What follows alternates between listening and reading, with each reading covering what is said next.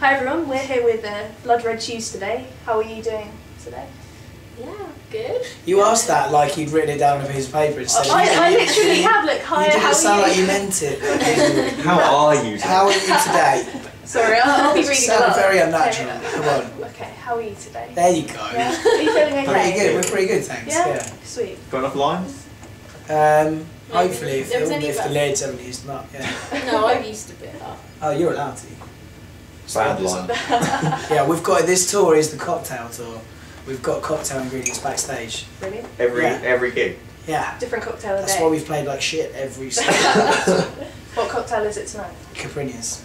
Not Caipirinha, it's quite difficult to say. Oh, they're Brazilian, aren't they? They are, yeah. Yeah. Yeah, we went to Brazil and basically everybody drinks them every day like it's a glass of water. I've never had one. They sound nice. Fucking amazing. Yeah. Really good. Awesome. Right. Caipirinha? Caipirinha? I've never known how to say it at all. I think you say Caipirinha. Sounds good with an English spin on it. Yeah. Caipirinha, mate. Yeah. Right, we wanted to say welcome back to the Waterfront because as we saw earlier on your Twitter, you haven't been back here since the first album. Yeah, it's been 4 years. So I really can't believe that. Yeah, I swear we were sitting here not that long ago. I remember. 4 years ago. I just can't believe that. I'm really time flies when you're having fun. I think it's because early on we played Norwich loads, and Norwich was one of the cities early on where people really responded to the band really well. We kind of had like a strong sort of fan base. Yeah. So we always think of it as somewhere we've been loads. It's quite a small place. There's not very many like big venues or anything here, so it's quite difficult to like expand and play here later on. I think. So yeah, I think it's just weird that we missed it out on the second record. I don't know how that. It's a nice place to come. So Norwich didn't wrong you or anything like. No, it was just like an oversight. It was one of our favourite shows. As our first show. Yeah, I think we realised that we missed it, and then we were like, right, we should put it on, and then it didn't fit in the next tour, so it was totally out of the way. Yeah. Oh yeah, and then we went to America instead of doing any more UK shows, and it's definitely not in America. So. Yeah, I suppose Norwich doesn't really compare to America. Can't compete that well with LA, can you? Right, how has the tour been going? Because you've been on tour quite a while now, like going around Europe and now expanding into like the UK and stuff. Like, have you got a good vibe, like off the audiences of your new album? Yeah, I think so. Yeah, we started off in Europe. We did a couple of weeks there, and then yeah, this is our 4th show in the UK. 5th maybe. I can't remember that. But yeah, it's been cool. I think as we've gone on, people have known the words a bit more to songs. And yeah, I feel like the UK shows have been the best reaction to the new album actually. Cool. Yeah. It's been out like a month now. So yeah, so it's, I guess because it's later on, maybe that's it, or maybe in England people have just listened to it more, I don't know. But actually, yeah, people seem to really react to 2-3 of the new songs in the set. Do you usually get like more of a like audience and like people appreciating your music in England, or is it more like Europe that gets it more? Is there? It's usually Europe that gets it. Yeah. Definitely more. Yeah, there's bits of Europe that's where it was quicker to get people's attention. Yeah.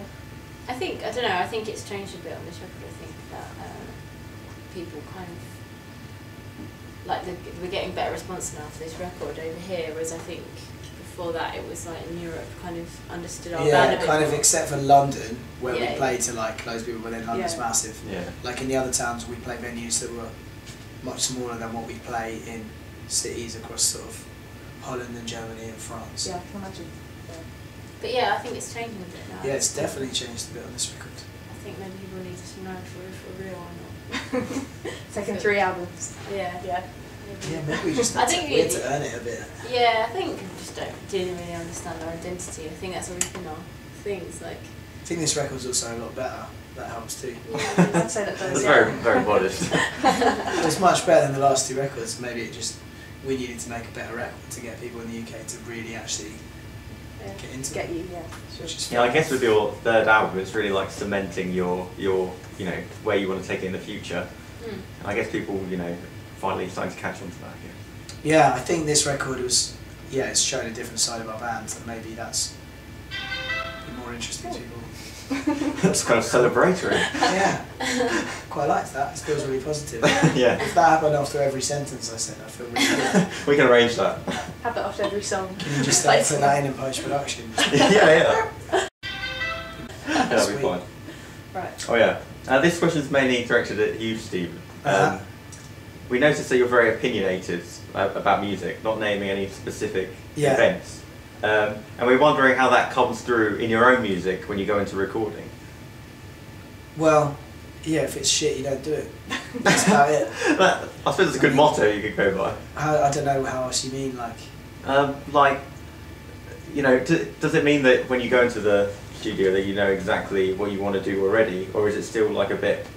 We did more on this record than anything we've done in the past. We had a really clear vision for this record, and we worked out a lot of details prior to meeting the producer or going in the studio at all. Yeah. So yeah, we did have a clear idea. But I mean, if you mean we sit in the studio and I'm like, we can do this, we can't do this. Yeah. No, we as a unit are like that with our producer. We'll be like, he'll suggest something and we'll say no, or but it's not like me being a loudmouth. Laura's really opinionated about our music. She's just not as much a loudmouth about other people's. Laura is happily, if I've come up with an idea and it's no good, she'll quite happily tell me very quickly it's shit. Yeah. Which is cool, because then you don't waste time tiptoeing around. You just go, okay, shit, throw it away, do something else. Yeah. It means you get stuck into like. Depends what your definition of shit is as well. I mean, yeah. at the end of the day, we don't like certain stuff, but it doesn't mean that people can't like it. Yeah. We just like certain things. We're quite sure of what we like. I think it's a good way to be, really. Definitely. Yeah, if you've got a taste and you're confident in it, I think the only reason people think I'm opinionated is because so many bands intentionally keep their mouth shut. Actually, behind closed doors, most people have probably just got just as much to say as me and bitch about everything. But they actually, and I know this firsthand from bands that I know as friends, actually don't want to say things because I shouldn't say that in an interview because people might say something on the internet, or I don't want to be that guy that slags something off. It's like, what, you're scared of having an opinion? Why? Yeah, exactly. yeah. It's fucking boring. Yeah. So they actually moderate themselves, and it's weird. It's like they censor themselves. Yeah, so that's why people think I'm opinionated. It's just they stand out because everyone else is like taping their mouths shut for no reason. It is crazy the reaction though when you say something like people get really involved in it. Yeah, I saw that not so long ago on Twitter. I saw that you were trending, and I had to click on it just to see what it was all about. Yeah, I was like a Twitter villain for like 3 or 4 hours. Yeah, it was ridiculous. It was fucking amazing. But it was quite funny, that whole thing, because actually, I think it was the magazine kind of stitches up a bit, because they said that Steve said that Me at Six were terrible, but actually he didn't actually say it. He didn't actually say that. Because it's a filmed video, but no one bothered to actually watch the video. So and then the headline. Oh yeah, I saw the video actually. I watched the video yesterday. And he didn't actually say it is terrible, but they like to twist your words. A lot of publications do. I know that. But I mean, God, it's quite. Actually, the thing that I didn't really know much about that band, but what I got really, what I was made aware of was that they've got a serious cult following.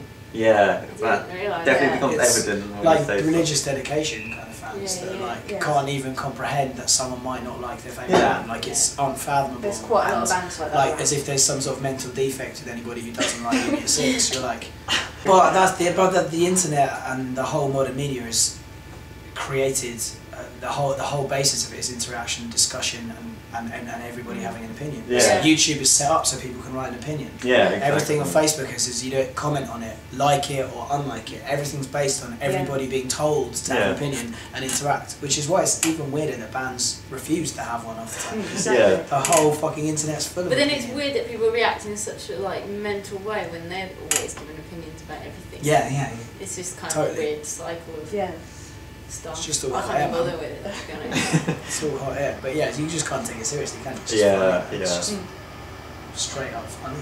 Yeah, if I took seriously every comment that was written about one person, about me, I'd be like nervous wreck. Yeah. I can imagine. Yeah, it's very easy to type something on the internet. You can hide behind this, I think. Yeah, exactly. Far too easily. Man, I'd love to meet people who write that shit on the internet. I know. Face to face and see them go. They'd run a mile. Yeah. We'll try and set that up and see how it goes. It took about 3 seconds for us to realise that for someone else to just come over and go, well, this is what your album will look like. Yeah. It would be such an alien feeling, we couldn't handle it. Yeah, I think it was just because at the time we were on the road and I was trying to do it in the van and stuff. Yeah, and it is a lot.